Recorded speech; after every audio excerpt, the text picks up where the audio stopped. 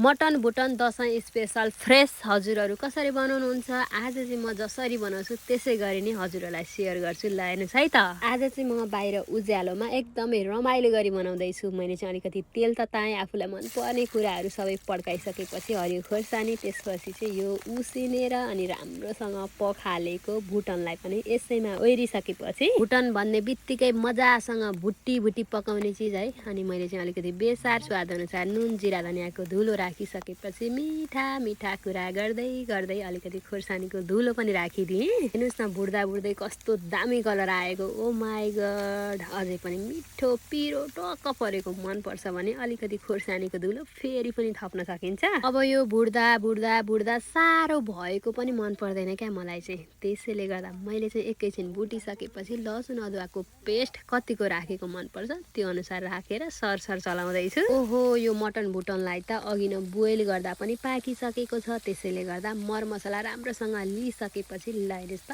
Finally ready.